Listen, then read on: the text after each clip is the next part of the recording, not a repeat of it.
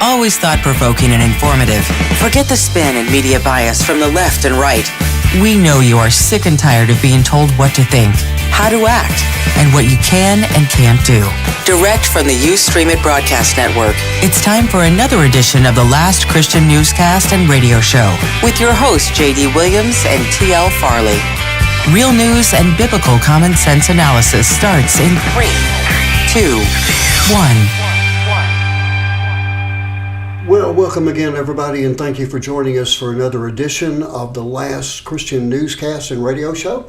My name is J.D. Williams, located here in beautiful East Texas, and I am awaiting the arrival of my co-host, Mr. T.L. Terry Farley, there in the Dallas and Fort Worth area. Not sure where he is or what he's doing, but hopefully he'll be joining us here in a couple of minutes. I do have a window open, so as soon as he shows up, we'll get him involved in the newscast today. I want to talk to you about the following subjects in today's newscast. Of course, the growing threat and the influence of China, and it is getting bigger and bigger by the day. This is something that I believe that the United States is not paying close enough attention to. I believe that our president is too concerned about having great relations with China and is not looking at the threat that they actually pose not only to us, but to the world and even to Israel, which of course is our main focus here on the newscast. Also, we have the continuation of tension growing with Russia. And of course, I'm going to get into more of the Ukrainian War updates there. Also, North Korea is becoming an increasing problem. They're now launching missiles every day. We can't even consider this test anymore. It's more than tests, it's warning shots, and we better start paying attention to them. So in that region, North Korea, South Korea, Japan, well, the tensions are growing greatly, and of course they all involve us right here in the United States. And finally, we're getting into the international banking crisis, and yes, it is international. This is not something that is limited to just one or two banks here in the United States, but it is something that is worrying the world completely. So we'll be talking about that as well. I want to start off today with some written reports. As you know, as a member of the U.S. Press Association, I often play press clips from various news agencies all over the world. But in regard to China, I was able to get actually better information from the news wires today than anything that is being broadcast in the mainstream media or even in media across the world in video form. So let's begin with Honduras. Now, Honduras is one of the very few countries that has, along with the United States, been supportive of Taiwan. You realize that as far as the world is concerned, and specifically as far as China is concerned, that Taiwan is a part of China. China has made it no bones about it that they intend to, at some point, attack Taiwan and take it over and bring it under that Chinese umbrella. And a country here, Honduras, is now seeking diplomatic relations with China. And this is a switch of allegiance from Taiwan to China, which shows the ever-growing influence that China has. And of course, it's more profitable and more advantageous to Honduras, along with many countries, to be closer to China than to Taiwan. And of course, China being a nuclear power. So Beijing has continually rejected Taiwan as having being a diplomatic nation under this one China policy that I was speaking about. So the Honduran president this week announced that her government will seek diplomatic relations with China, a move which in turn implies severing ties with Taiwan, and that's extremely serious. The switch, if made official, would leave Taiwan recognized by only 13 countries in the world, and that includes Vatican City, and of course that being Rome and the home of the Pope of the Catholic Church. I don't think that they have much military impact here. So really, it's not really 13 countries if Honduras leaves. It's more like 12, because I can't even begin to count Honduras here. Now, a source of the friction is the U.S.-Sino relations. The United States, while it has no formal diplomatic ties with Taiwan, remains its most significant international backer and arms supplier. So even though we don't have any kind of a treaty with Taiwan, even though we don't recognize them as an independent nation, we're funding them, and we're also providing them with military weaponry. Now, this is very, very serious. If China was to invade Taiwan, what would the response of the United States be?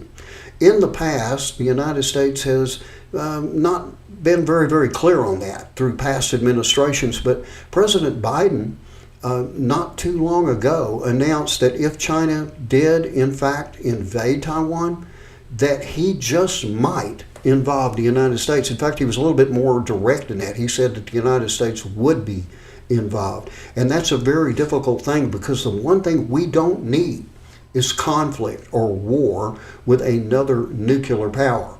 Over the past several shows now, I have discussed the possibility, if not probability, of a two-front and perhaps a three-front war against the United States, with a front to the east, meaning China, North Korea, then a front on the west with Russia, with Iran, and with countries in that region, and also possibly even from the south, now that Iran has moved ships through, or at least to, the Panama Canal Zone, and now they have ships that are capable of delivering military strikes against the United States from our south. So we could very easily be hit from the east, west, and south, and I'm not sure how the United States would do in such a conflict.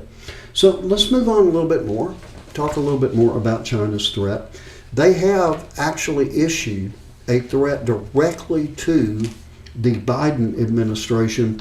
Now, this was on Tuesday, and China issued the warning that the United States and some of its allies are on a dangerous path after Washington has agreed to sell nuclear-powered submarines to Australia. Now, as I understand it, these submarines it takes quite a while to build them. They build 1 to 1.5 a year, from what I understand. And we're certainly not going to take away from what we build for ourselves. At least I would hope we're not, in order to supply Australia with these submarines. But I don't really understand the purpose of sending them submarines at all. In any event, the latest joint statement issued by the United States, the United Kingdom, and Australia shows that the three countries have gone further down the wrong and dangerous path for their own geopolitical self-interest, completely ignoring the concerns of the international community. Now, that is a statement that was made by Wang Wenbin in China. Now, the U.S. and Britain could deploy submarines to Australia as soon as 2027 to train crews in anticipation of the completion of the first submarine from the deal. The deal could see costs go from $245 billion by 2055. That's a considerable start for Australia's plans to build a full fleet over that time. Now, between me and you, my audience, I do not believe that this world will still be around in 2055. Now, I'm not a prophet. I've said that many times. I'm not trying to say that without a doubt the world won't exist by 2055, but I'm looking around at the current events in the world, and I'm comparing them to Ezekiel chapter 38 and 39, to Isaiah chapter 17, verse 1, And I see things unfolding across the world that make it fairly clear to me that first of all, the rapture of the church could occur at any time. We know that there's nothing else that needs to be done for that to happen. The Lord can call us at any time. But also, the world events are showing us that the coalition is forming that Russia will lead in that Gog and Magog war that the Bible speaks of in Ezekiel 38 and 39, with those countries coming down against Israel for the purpose of taking booty. In other words, taking something of value from Israel. And right now, the biggest thing that Israel has that the world needs is energy. And that's oil and gas. And Israel has got plenty of it. They're coming to the aid of many, many countries. But here, again, speaking of China, the threats that they're coming up with against the United States of America are something we simply can't laugh at. We can't take that for granted, that they're simply just showing a lot of bluster, that they're not actually going to do something. I firmly believe that the Chinese will be attacking Taiwan, and it's going to be interesting to see how the United States chooses to respond to that when it does occur. Also, another part of this is that China is flexing its muscle in Latin America. In other words, in Central America, in South America, China is making friends with countries that are on our continent, on the North American continent, on the South American continent. They are within striking distance there. And these countries are becoming friends with China, and they're turning their back on the United States because the United States is inept and it has extremely weak leadership under Joe Biden, in my opinion. And they are turning to China. So when you look at this, this is a Lieutenant General Keith Kellogg. He is calling for U.S. to decouple from China as the tensions are rising. He said over the past 2 decades, China has ramped up its economic ties with nations across Latin America, but it is China's rising influence in the region that has Washington increasingly concerned. The growing threat China poses to the United States has moved ever forward in the American conscience as defense officials and lawmakers continue to monitor emerging trends from Beijing's burgeoning relationship worldwide. The Chinese president has visited Latin America more times over the past decade than any of the previous presidents.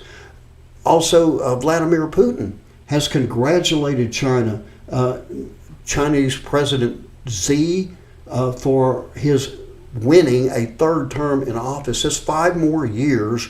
And actually, I think he's consolidated enough power now that this new Chinese president, or this Chinese president that has been in place for several years now, I believe he's more of a dictator than a president, and I believe that he has no intention of ever stepping down. He looks like he's consolidating his power, and this is somebody that we simply cannot overlook.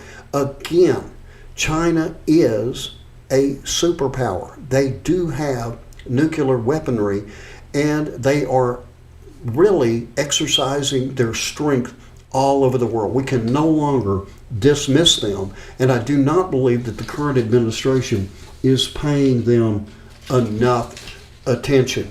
So that's just one thing that's going on, but it is an important thing that is going on. Now, we also, of course, have the increasing tensions with Russia. And again, I'll put that back up on screen for you here very briefly. We've talked about the growing threat and the influence with China. The U.S., the tensions are growing with Russia. I'm going to give you now, this is something that just happened where a Russian fighter jet supposedly hit one of our drones over the Black Sea.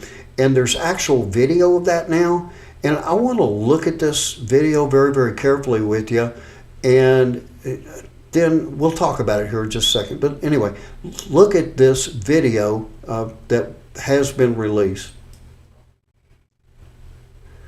And as you can see, there is the Russian jet coming toward the drone, and it looks like it misses the drone. It looks like it might have shook it up a little bit, but you see how that propeller is still turning? And the drone is continuing to fly. I don't see how it really did anything. Now then, here comes Russian jet number 2, and this time, he pulls up a little bit later. You notice that? And it looks like there may have been a strike, but then when the picture comes back into focus again, then it looks like the drone is continuing on its way as if nothing really happened. I don't see evidence that the drone was actually hit by anything, but instead it looks like, if anything, that turbulence may have hit the thing. Now, I'm saying that not as an expert, but as only somebody that just viewed the video. So anyway, I want y'all to look at that one more time and see whether or not, like me, you feel that maybe this wasn't the direct strike that the United States was talking about. And I'm not trying to put down anything that the military is telling us. I just don't think there was actual contact between either jet and our drone, even though the drone supposedly went down into the Black Sea. I just don't, I'm not seeing the direct hit that they were talking about. But let's move on and listen to this report about this incident.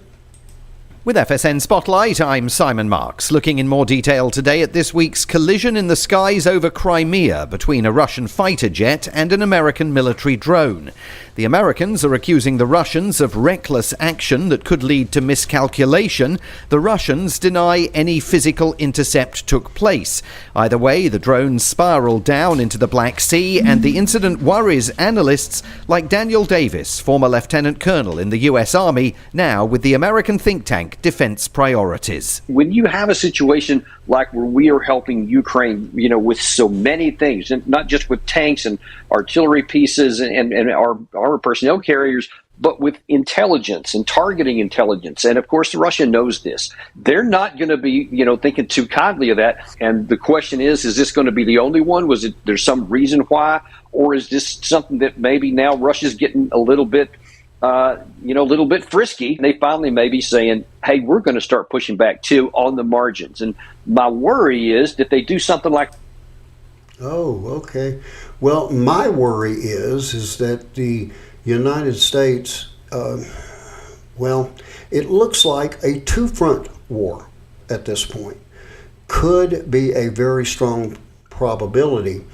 Russia, of course, being to our east, actually, and China to our west. If you were to look at the world map, you could have easily two fronts developing.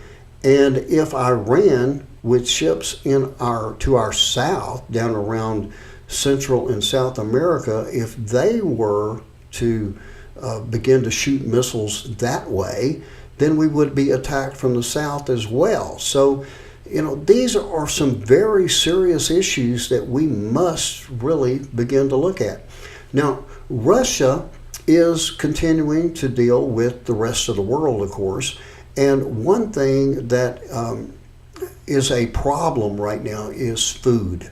With all of the sanctions that have been placed against Russia, they're not very happy about not being able to sell their products. And the world counts on a lot of food coming out of Russia. So they have actually agreed to help the world out in short term with food. Let's listen to this report real quick. Russia announced that it will extend the Black Sea Initiative, allowing grain exports to pass through the Black Sea for an additional 60 days. Russia's Deputy Foreign Minister Sergei Vershinin announced the extension in a statement on Monday, noting that there would be preconditions for a future extension. The Black Sea Initiative was last renewed in November for 120 days. It will renew on March 18th if neither Russia nor Ukraine objects. Harry Michaels reporting. So as you can see, Russia's kind of putting the pressure on the Ukraine. The Ukraine doesn't want Russia getting any money, and Russia is keeping this route open to be able to supply food to the world unless the Ukraine objects to it. And you've got to wonder, well, why would the Ukraine object to it? Well, they would object to it because it gives Russia money, and they do not want Russia getting any money. So you can see there's a little bit of a rub there. And this, again, puts the United States in a position where we've got to make a decision. Do we tell Ukraine, hey, just kind of cool out, don't worry about it for now, let Russia sell in order that the world can be fed? Zelensky, of course, the Ukrainian president, he's more interested in the Ukraine, and he should be. That's his country. And he knows that as long as Russia is able to make money, that means that they will be able to continue to fund their war. So it's going to be interesting to see how that plays out as well. Now, another area of concern is North Korea. If you remember, early on in the Donald Trump administration, North Korea seemed to be a country that we were actually afraid might be we might be going to war with. And President Trump was very firm with them, finally even meeting Mr. Kim in North Korea, the first president to do that in decades. So things were okay, and North Korea had stopped using their nuclear tests during the Trump administration. But ever since President Biden has been in office, North Korea has been showing more and more and more aggression. So there were tests that were conducted, or drills conducted over there by Japan, South Korea, and the United States.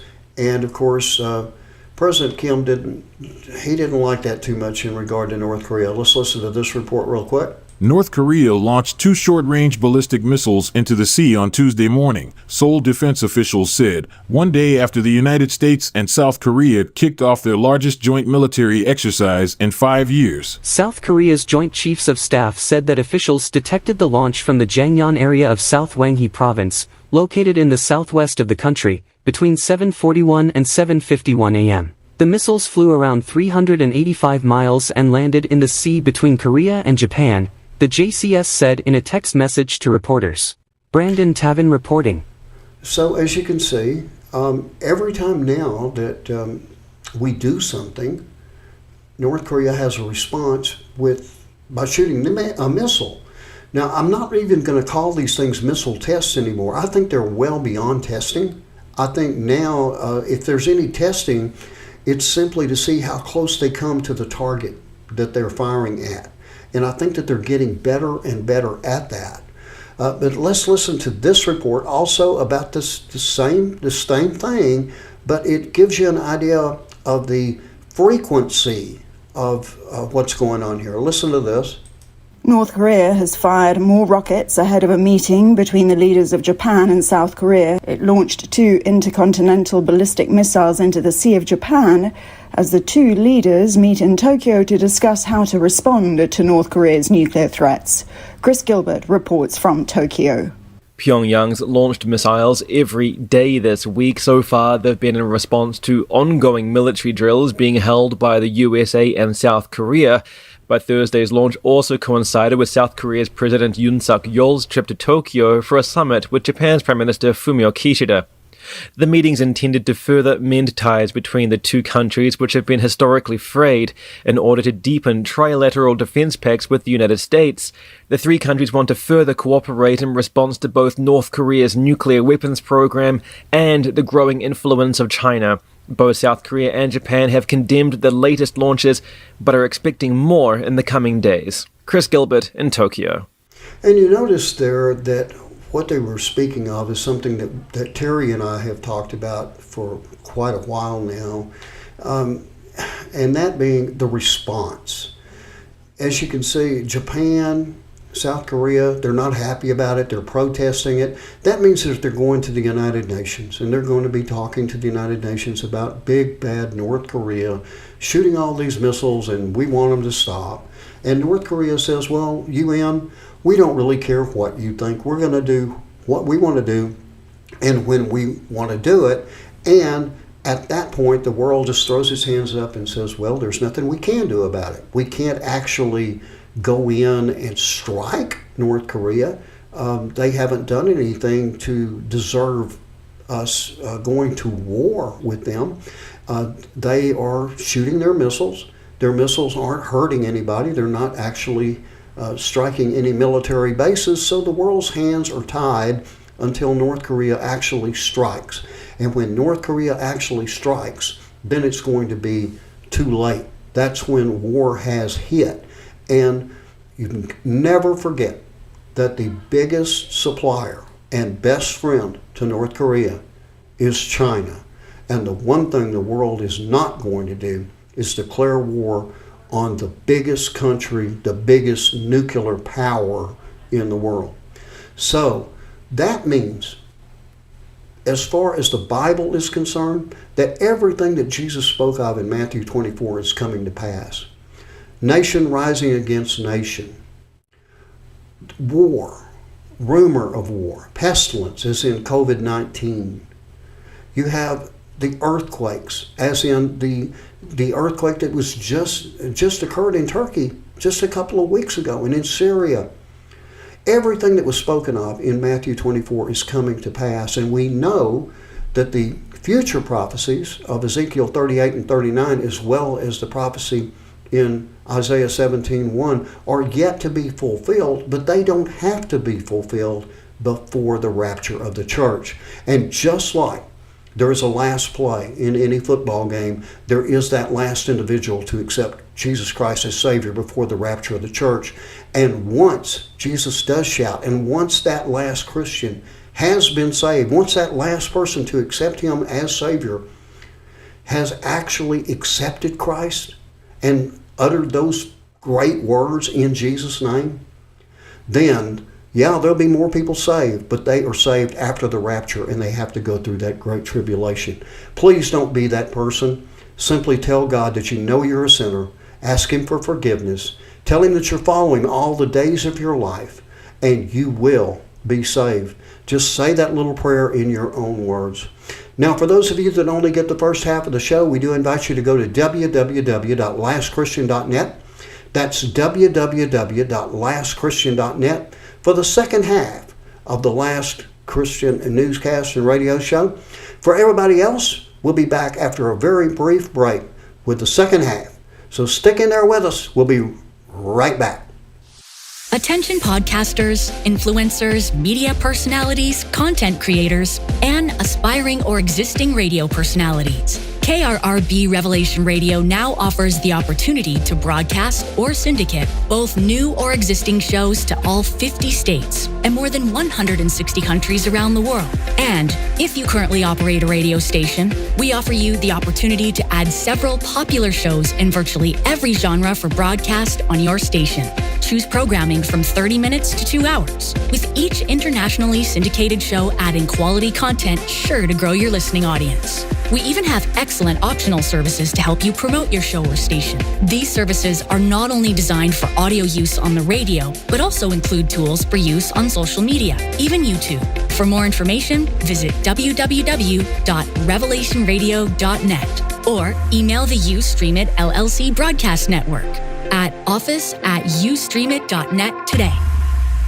And welcome back, everybody, to the second half of the Last Christian Newscast and Radio Show.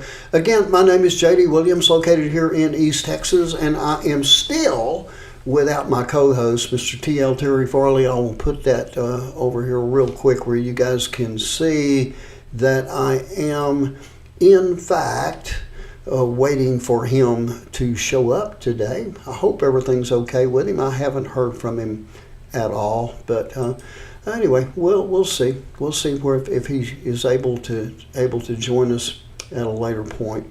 I do want to move on though and talk a little bit about a couple of issues that are not on the main agenda for today. The first thing being Mexico. Earlier this week, really, I guess it was last week, there were American tourists that crossed into the country of Mexico, and they were taken hostage. There were 2 killed, and the other 2 survived the incident. Supposedly, it was a mix-up. There was actually a drug cartel that apologized for it, saying that they made a mistake, basically. They said, oh, well, oops, we're sorry. And in response, the United States government told spring breakers that it would be a really good idea not to travel into Mexico. They said that that was really unsafe. And, you know, this is really sad that you can't go into a neighboring country, but at the same time, I understand why they issued those statements. But here's the kicker. Mexico has a different take on the whole thing. And let's listen to this. Mexico's president claimed that his country is safer than the United States, a week after 2 U.S. citizens were killed and 2 kidnapped and later rescued in the border city of Matamoros. Despite López Obrador's assurances that Mexico was safe for travel, the FBI confirmed last week that 3 other women from the small Texas town of Panitas have been missing in Mexico since late February. Sarah Sanchez reporting. And that is, of course, pretty new information there, that there are 3 women missing here from the state of Texas into Mexico. You know, we have a big border with Mexico here in the United States, and there's several crossing points, and I've been across the border several times myself. And for United States citizens to not be able to travel into Mexico, or for some Mexican citizens, like in Nuevo Laredo, which is a border city with Laredo, Texas, where I spent 1 year of my life, it's very difficult for people not to be able to go back and forth. There's a lot of commerce that goes back and forth, but now people on both sides of the border are afraid. And I'm sorry, but personally, I have to blame this on the Biden administration because of the border policies that have been in place since he took office. Something has got to be done. I'm just not exactly sure how we're going to get things back in control until we better secure the border. I did want to give y'all also an update really quick on the Syrian earthquake that happened 2 or 3 weeks ago. Listen to this report, and then we'll talk about it just a bit. The international community and the Syrian government did not act quickly enough last month to help people in need in the rebel-held northwest after a deadly earthquake hit Turkey and conflict-ravaged Syria, a UN-backed commission said. The Independent International Commission of Inquiry on Syria said there should be an investigation into why it took a week to open border crossings for aid to flow. It added that war-torn Syria now needs a comprehensive ceasefire that is fully respected for civilians, including aid workers, to be safe. Guy Davis reporting. And the problem there is that that region is never going to be safe. There are too many factions, too many countries involved. Syria doesn't even have control of its own country at this point. We, the United States of America, we have troops in Syria. Iran has troops in Syria. Turkey has troops in Syria. Russia has troops in Syria. China believes that the United States is at fault. It blames the United States for what's going on in Syria and tells us to get out. The Iranians blame us for what's going on in Syria. They tell us to get out. Russia blames us for what's going on in Syria. They tell us to get out. The only supporter that we have for our presence in the region is, of course, with Israel. And Syria is a major enemy of Israel, as is Iran. Real quick, I do have some breaking news for you guys. I will go ahead and put this back up on screen here. South Korea, we just talked about them. North Korea firing an ICBM. Now, this came hours before President Yoon held a meeting with the Japanese Prime Minister in Tokyo. North Korea has fired an ICBM toward the eastern coast. North Korea fired an intercontinental ballistic missile, and for you guys that don't understand, an intercontinental ballistic missile is exactly what it says it is. It's able to travel across the ocean and hit other continents, including the United States. So this ICBM was fired toward the eastern coast on Thursday, according to the South Korean Joint Chiefs of Staff. The missile launch came 2 days after North Korea fired 2 short-range ballistic missiles on Tuesday. The missile was launched from the Sunan area of Pyongyang around 7:10 Korean time. It is the North's second ICBM test in a month following the launch back in February 18th. That's of a Hai-Swang 15 missile that did fly with a maximum range of about 900 kilometers, altitude about 5,700 kilometers. Japan said that the missile launched on Thursday flew some 1,000 kilometers in about 70 minutes with a maximum altitude of 6,000 kilometers. South Korean and U.S. intelligence authorities are analyzing the details of the North's tested missile. Considering the reports announced by South Korea and Japan on the performance of the missile, it is likely that the North test fired one of its newest ICBMs, which were paraded in a military parade celebrating the 75th anniversary of the founding of the Korean People's Army on February the 8th. So in other words, they are becoming more and more aggressive. These tests, if you remember back a couple of years, used to when North Korea launched a missile, you'd hear how it missed its target altogether, it blew up in the air, it fell back down to the ground. You're not hearing those reports anymore. Instead, you're hearing where those missiles are landing exactly where the North Koreans want to fire them.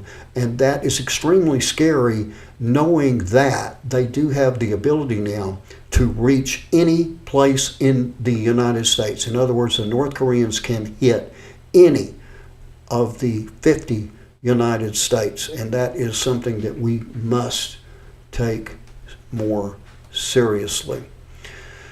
Okay, let's move on to the banking issue. And I'm just going to start these off.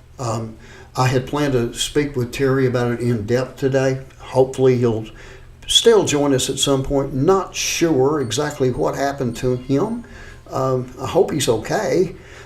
Anyway, here is the first report I'd like to play for you about this Silicon Bank. Listen to this. The blame game is on for who caused Silicon Valley Bank's collapse, and the tech sector is pointing the finger at SVB CEO Greg Becker for allowing his company to go down in history as the second biggest U.S. banking failure on record. One Silicon Valley Bank employee, who requested anonymity to speak candidly, was dumbfounded by how Becker publicly acknowledged the extent of the bank's financial troubles before privately lining up the necessary financial support to ride out the storm. Haley White reporting. It is just incredible that this bank went under so quickly. And I'm hearing reports, I must say unconfirmed, that the president of this specific bank pretty much knew what was going to happen and ran off with $1 million or so before the bank was shuttered. And if that's the case, then hopefully the government will look into that very carefully and see whether or not this gentleman needs to be federally charged in some way. Also, one of the impacts when something like this happens is what it does to credibility. Credibility not only for that one particular bank, but credibility to all banks. So listen to this report. Analytics firm Moody's Investors Service downgraded its rating of the American banking system as a whole. The Dallas-based finance company dropped the system's rating from stable to negative, citing the very public decline of the current banking environment as the reason why. Tuesday's Moody's announcement raises flags, although the report does say the system currently has enough liquidity to sustain itself. However, it hypothesizes regulators may enact more stringent controls as a result of the trio of bank failures, requiring financial institutions to retain more capital. Guy Davis reporting.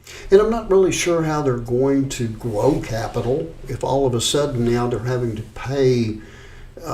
We've all heard of the FIDC and how your deposit is guaranteed up to a certain amount of money.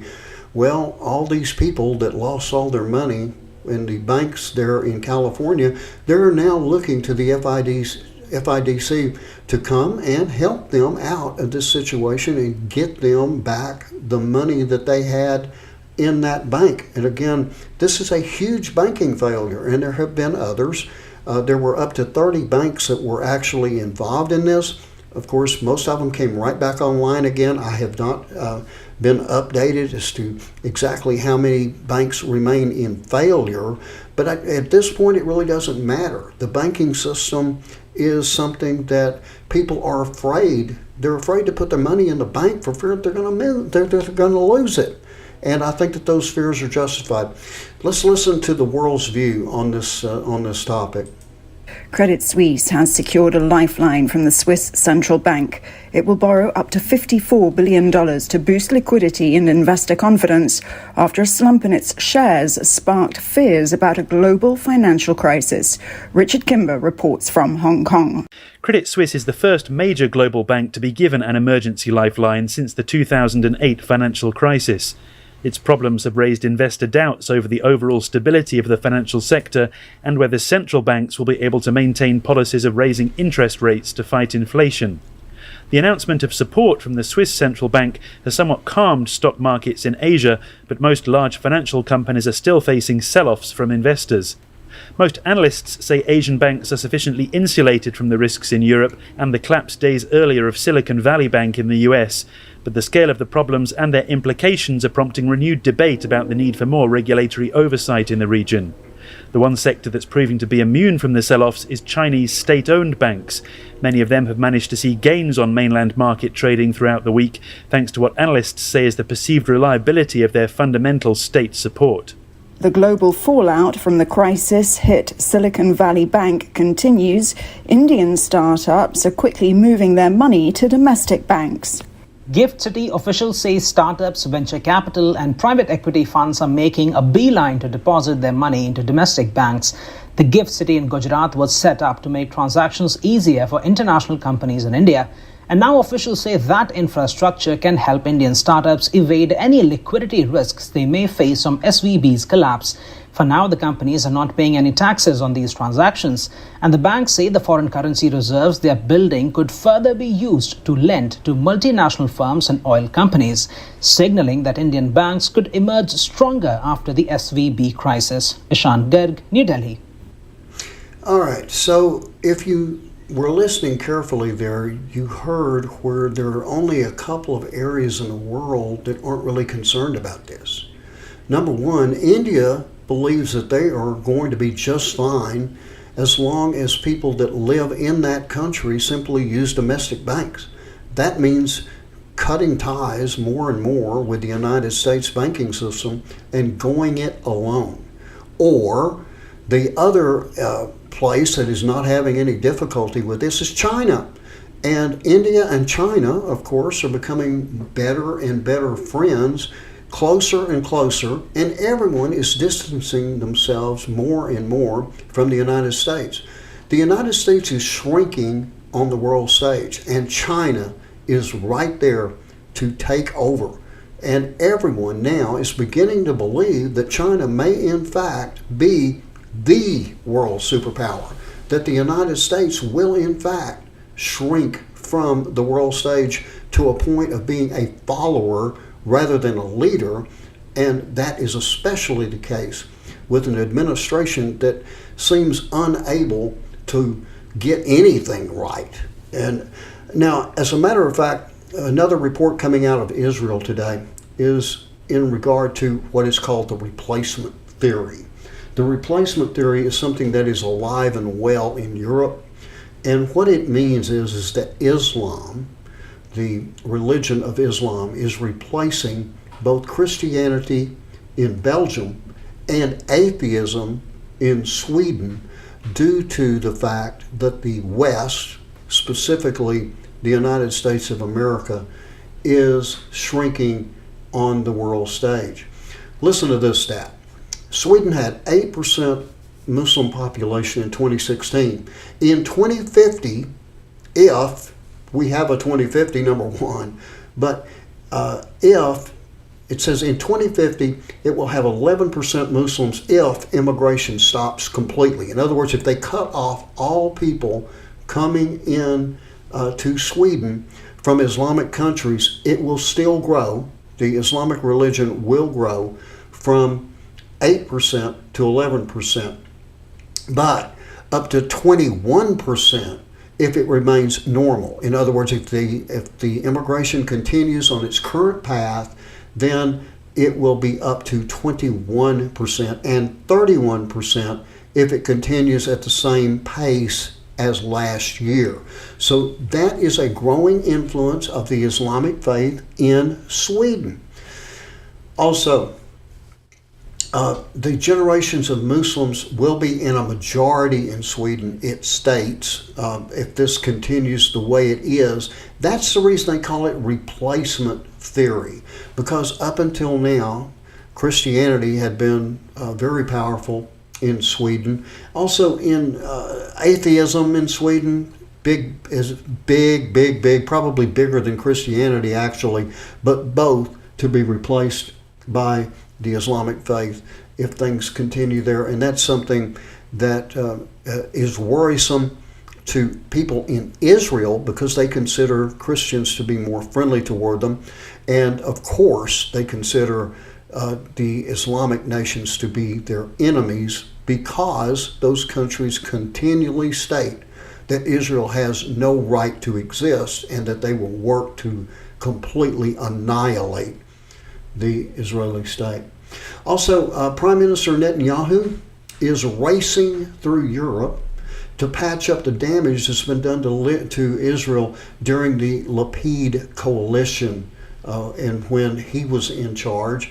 Now, after the Biden administration destroyed Europe's energy supplies, and I'm quoting here from Israel National News. So I want to be clear on that. This isn't my opinion. This is a statement coming out of Israel National News. After the Biden administration destroyed Europe's energy supplies by blowing up the Russian-German Nord Stream pipeline, it has taken the form of Israel's Prime Minister Benjamin Netanyahu to step into the breach for a struggling Europe. Netanyahu has wisely taken his initial diplomatic mission to help Europe by making Italy and Germany his initial stops, contracting with Europe, which is to be supplied with Israel's maritime reserves of energy via natural reserves in the Mediterranean. So what that means is that Israel is stepping up to fill the void that has been caused by the sanctions against Russia and their inability to receive oil, to heat their homes, to cook their food. Israel has stepped in to replace what has been lost from Russia due to the sanctions, all of course due to the Ukrainian war. But again, referring to Ezekiel chapters 38 and 39, Russia will come up against Israel. It will join forces with other countries in the region, very, very specifically Iran, its biggest enemy. We believe that China will be heavily involved. We believe that North Korea will be heavily involved, not necessarily with troops, but with weaponry, of course, and with money. Then Iran, the biggest enemy of Israel, will of course be a part of that coalition, as will any remaining troops coming out of Syria, out of Ethiopia, out of Libya. There are many, many places where these troops will come from to attack Israel, each one of them supposedly for the reason of booty, to receive something, to get goods that Israel has that the world needs. And right now, energy is at the top of the food chain there as far as what is needed. These countries are starved for energy because of what they've lost with Russia. No one wants to bring Russia back into the fold until Russia leaves the Ukraine. And Russia is not about to leave the Ukraine. We have a lot of listeners there.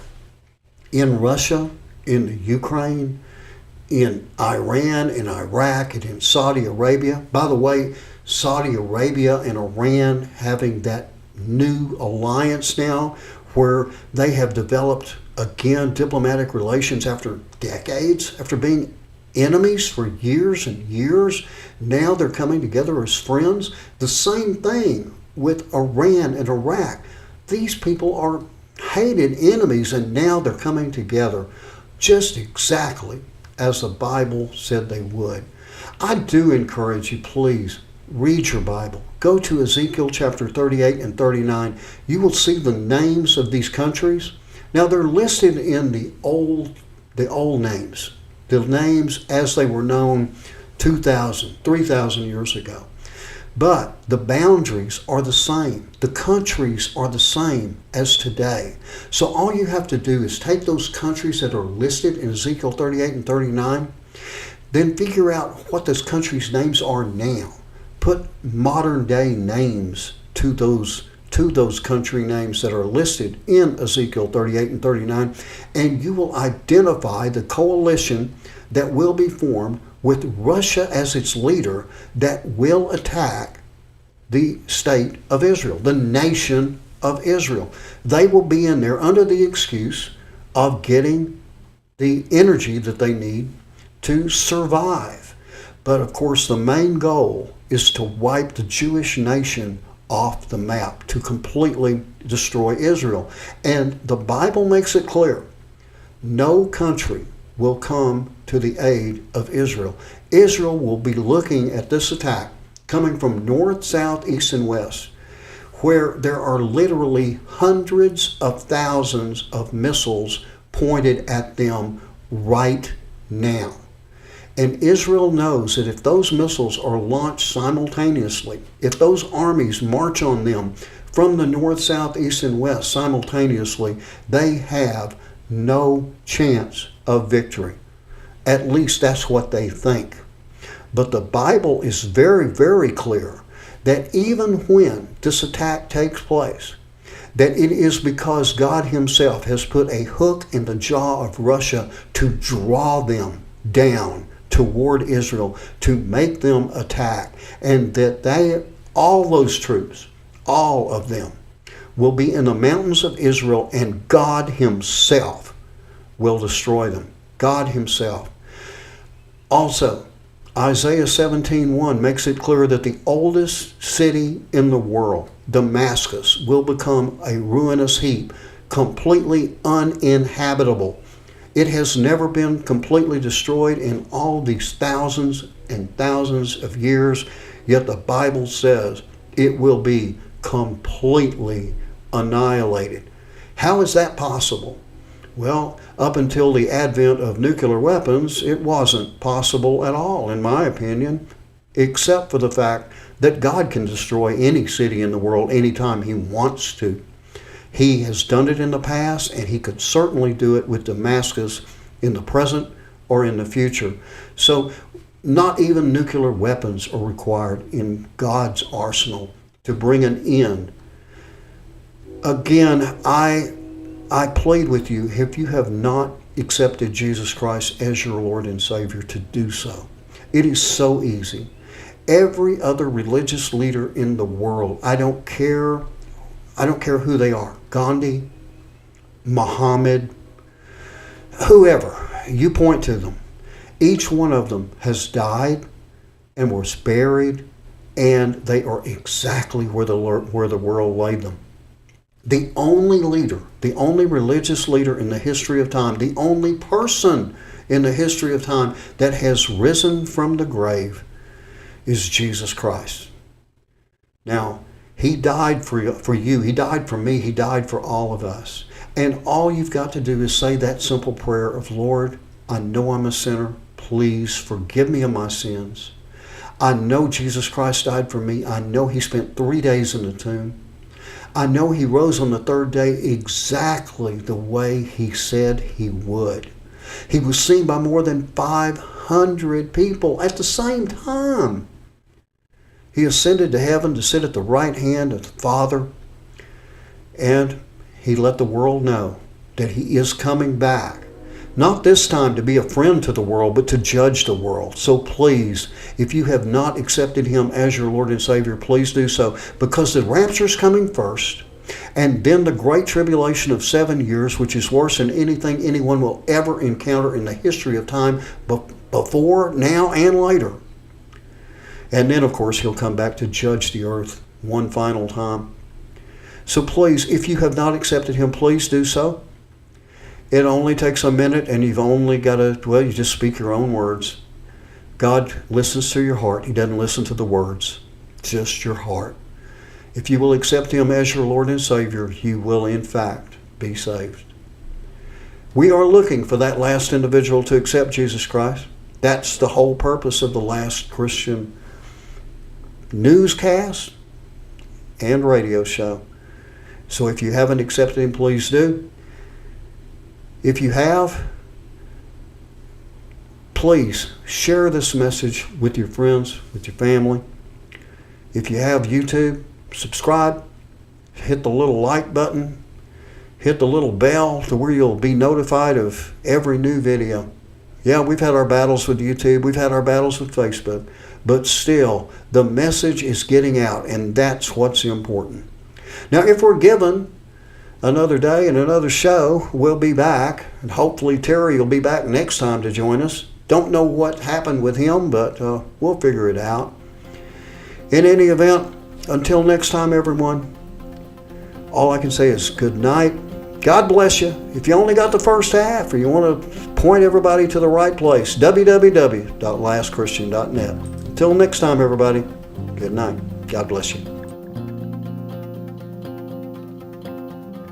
Thanks again for joining us today for the Last Christian Radio Show. And be sure to tune in every Tuesday, Thursday, and Saturday right here on Revelation Radio. And don't forget to join us every Wednesday evening at 7:30 p.m. Central for the Last Christian Podcast. Now available on all major podcast platforms and at www.lastchristian.net. Until the trumpet sounds.